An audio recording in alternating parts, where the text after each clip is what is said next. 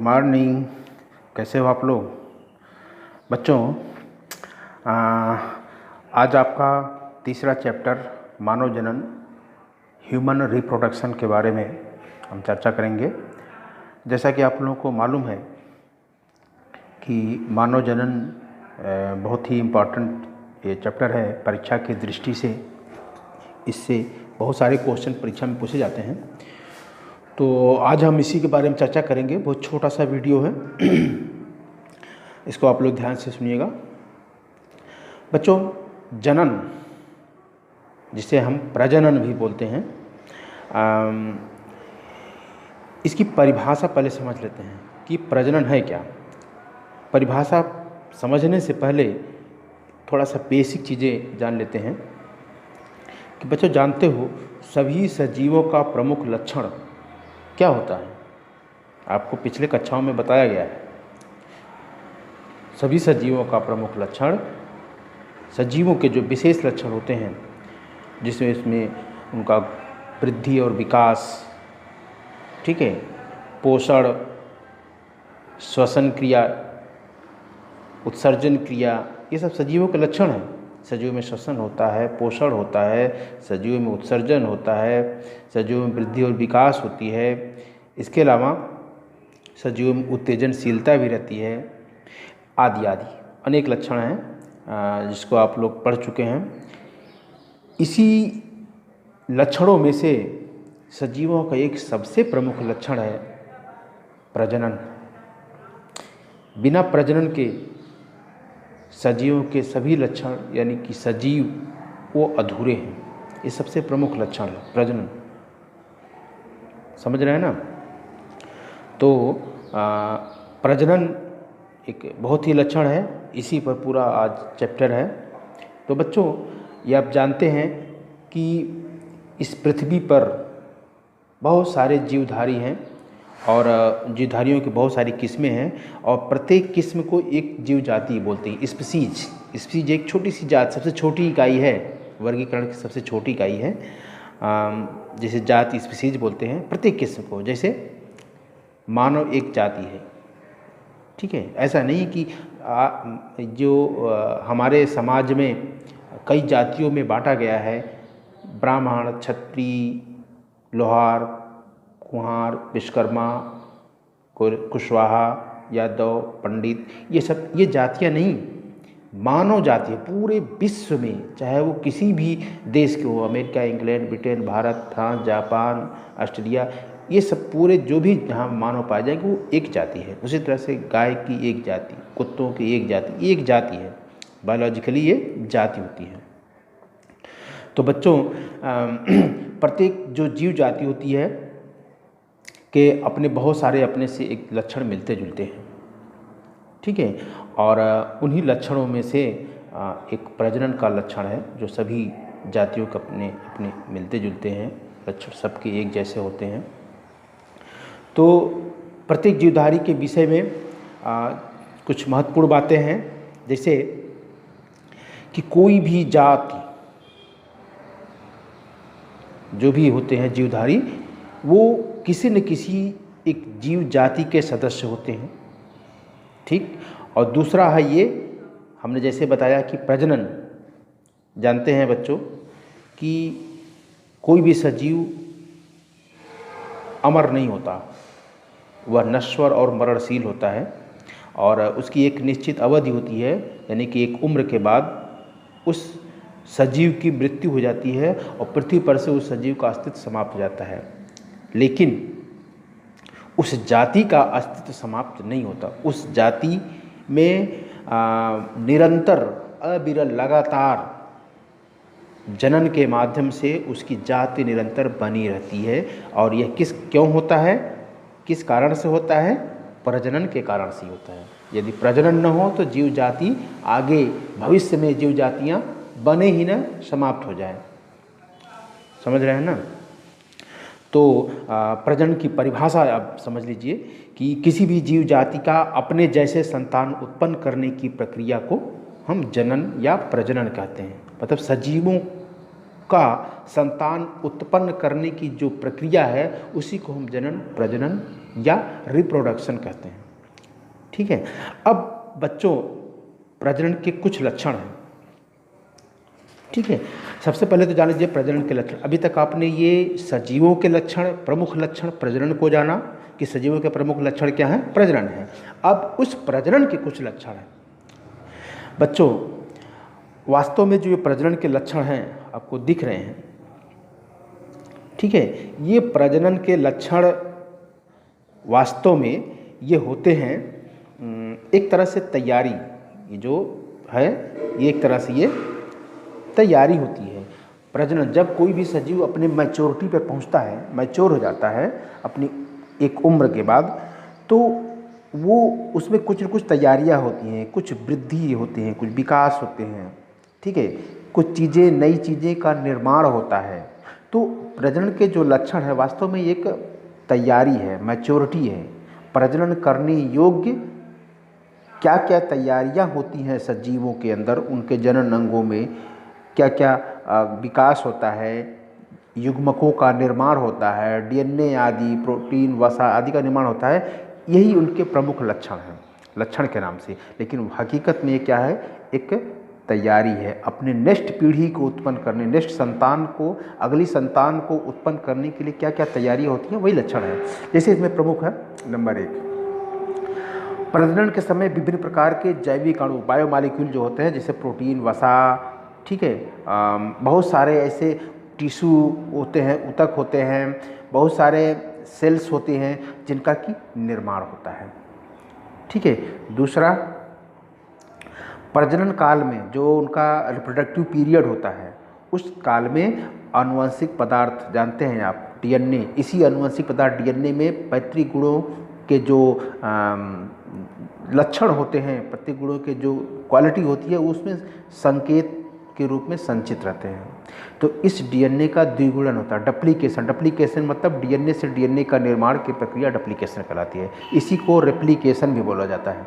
DNA का replication का मतलब डीएनए से डीएनए के, जैसे मान लीजिए कि ये है डीएनए इज इक्वल टू क्या होगा, डीएनए से डीएनए से क्या होता है, डीएनए ही बनता है। ये डीएनए से डीएनए बनने की प्रक्रिया रेप्लिकेशन कहलाती है। ठीक, तीसरा प्रमुख लक्षण क्या है, तीसरा प्रमुख लक्षण जो है वो है कोशिकाएं आकार में वृद्धि करती हैं। जो हम भोजन करते हैं, भोजन के प्रमुख भाग जो हैं, कार्बोहाइड्रेट, प्रोटीन, वसा, खनिज तत्व, खनिज मिनरल जिसमें होते हैं, विटामिन्स होता है, जल होते हैं, लवण होते हैं, ठीक है, और न्यूक्लिक एसिड होते हैं। ये सब जो प्रमुख भोजन के भाग हैं, वो जो हमारे शरीर में जाते हैं, उनका डाइजेशन होता है, फिर एब्जॉर्प्शन, पाचन होगा, और वो ब्लड के में अवशोषित होने के बाद कोशिकाओं तक उसके पहुँचते हैं, सभी पोषण पदार्थों से युक्त भरे हुए ब्लड, तो उसमें जो है कि पोषण करते हैं कोशिकाओं का, और कोशिकाओं में वृद्धि होती है।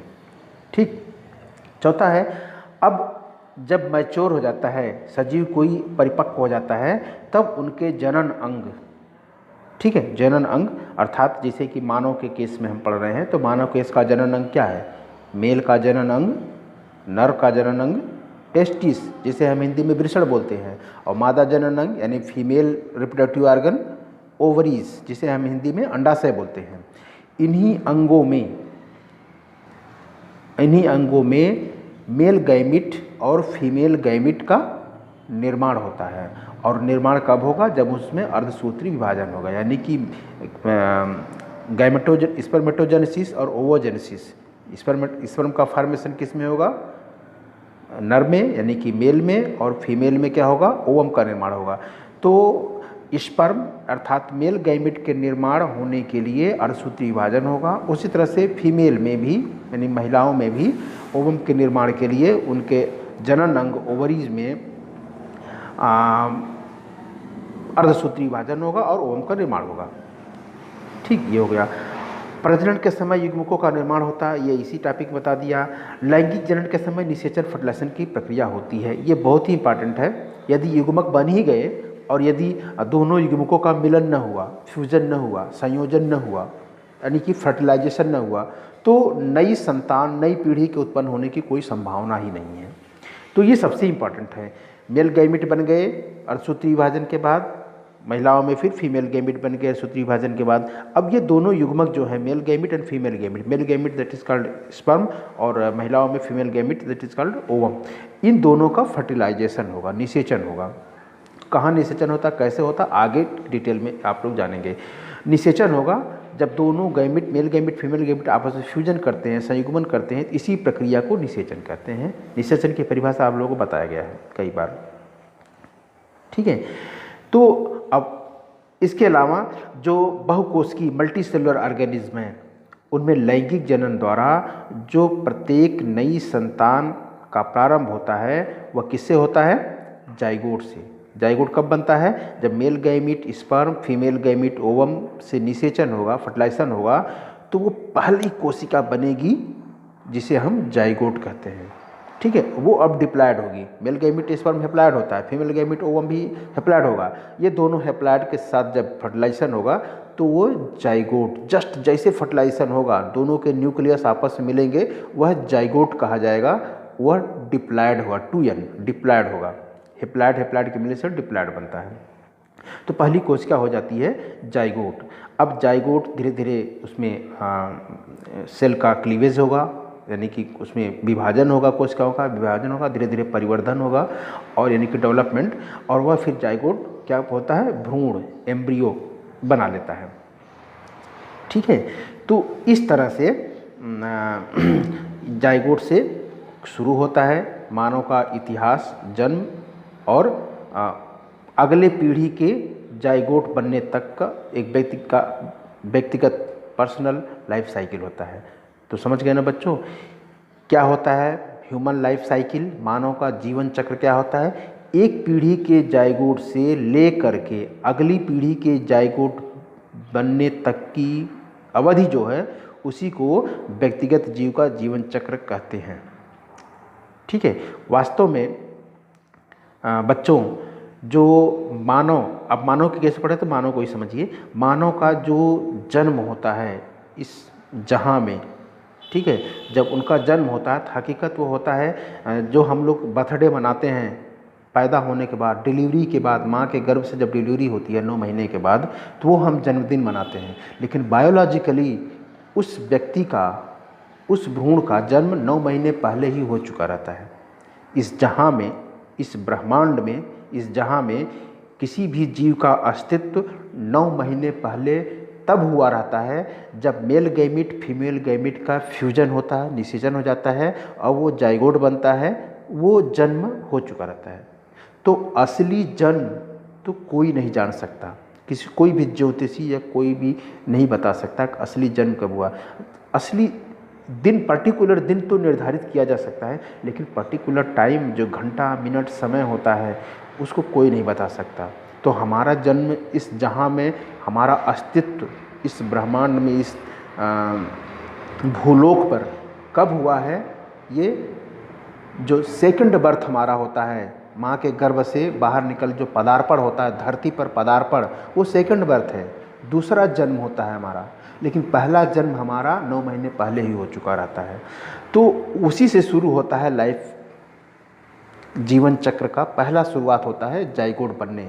तो किसी भी व्यक्ति का जाइगोट बनने से लेकर के उसके अगली पीढ़ी का जब जाइगोट बनता है, तो यह पूरा समय किसी व्यक्ति का जीवन इतिहास, लाइफ साइकिल, जीवन चक्र कहा जाता है, ठीक है। समझ गए आप लोग।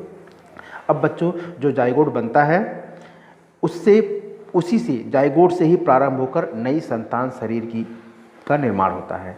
यानी कि इस जाइगोट में बार बार कोशिकाएं समसूत्री विभाजन द्वारा संख्याओं बढ़ती रहती है, कोशिकाओं की संख्या बढ़ती रहती है, जिसके कारण वो धीरे धीरे धीरे धीरे उनका भ्रूण में परिवर्धन होता है, यानी कि एम्ब्रियोनिक डेवलपमेंट, भ्रूण में विकास होगा, बहुत सारी कोशिकाएं बन जाएंगी।